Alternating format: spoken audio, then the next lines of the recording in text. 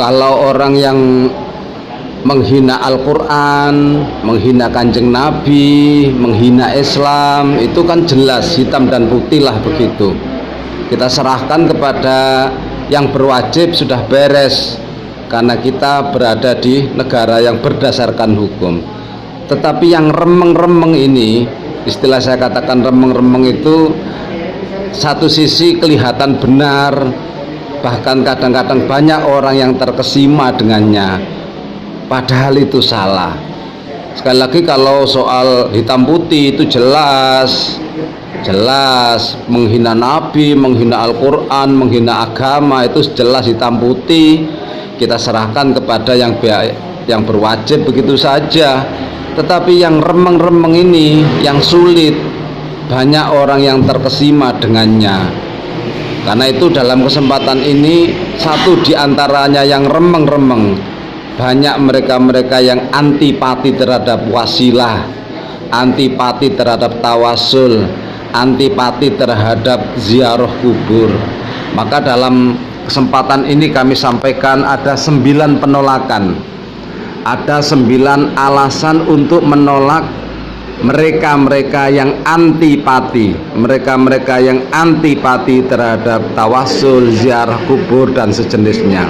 Ada 9 logika yang menguatkan bahwasanya ziarah, tawasul tidak termasuk amalan bid'ah ataupun musyrik. Logika pertama, ziarah kubur atau tawasul adalah bagian dari perintah Allah. Mana mungkin kita memvonis sesuatu yang perintahnya Allah dengan kalimat musyrik. Tawasul itu perintahnya Allah, wabtaghu ilaihil wasilah. Pantaskah amalan ini disebut sebagai amalan bid'ah ataupun musyrik? Yang kedua, ngalap barokah. Sekali lagi, tawasul, ziarah kubur itu semata-mata ngalap barokah. Kapasitasnya tawasul hanya sekedar pelantara, dan ini diamalkan oleh ulama-ulama terdahulu, para sahabat, semuanya ngalap berkah. Mereka berebut mengambil bekas air wudhu Kanjeng Nabi.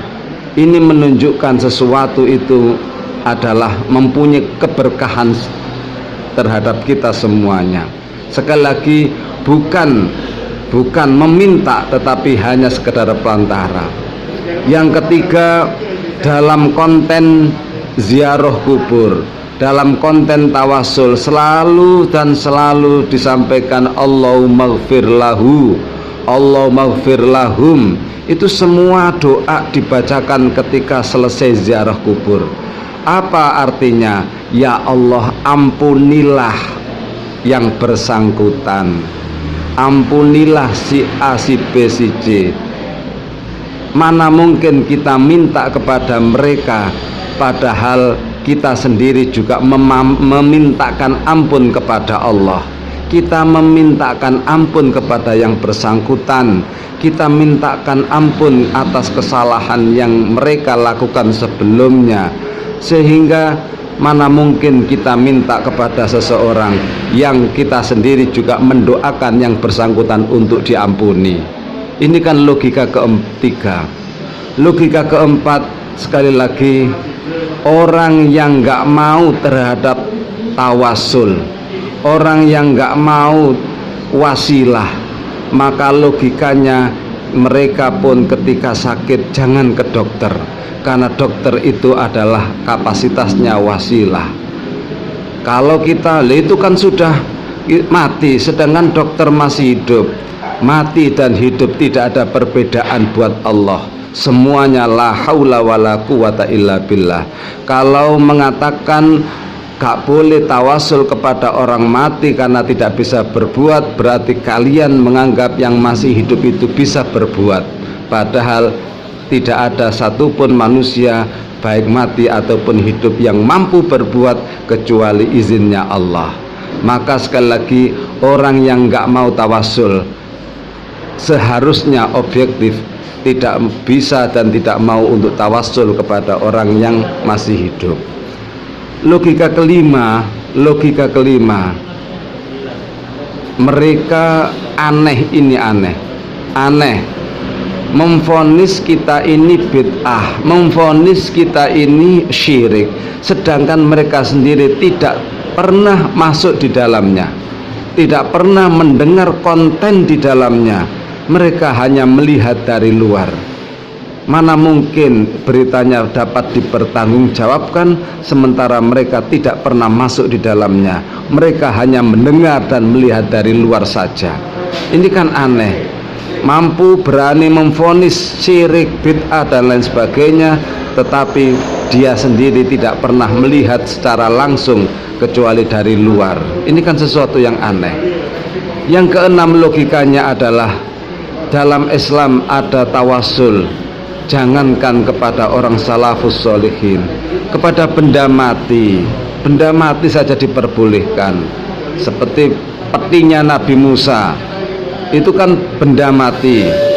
Amal perbuatan bisa digunakan untuk tawasul.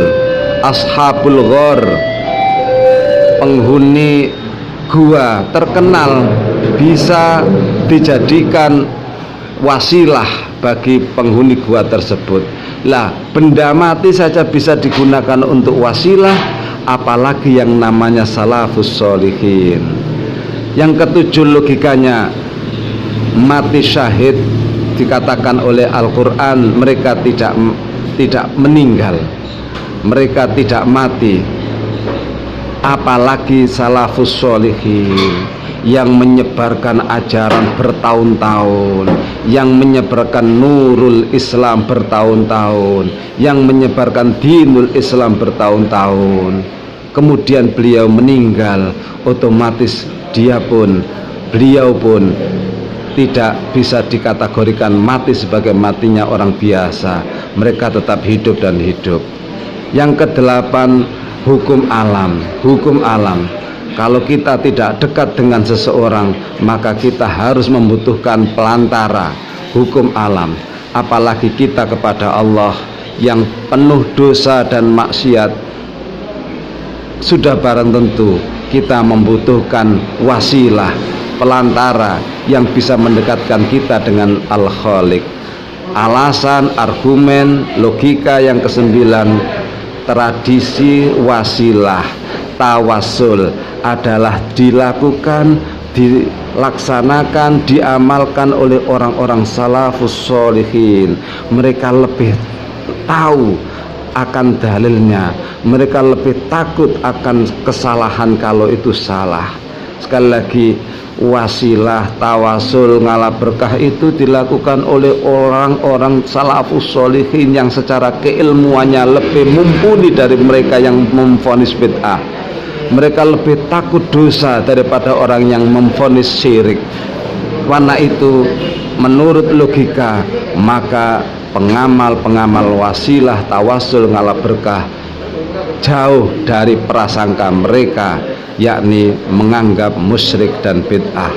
Jauh dari prasangka yang demikian. Terima kasih.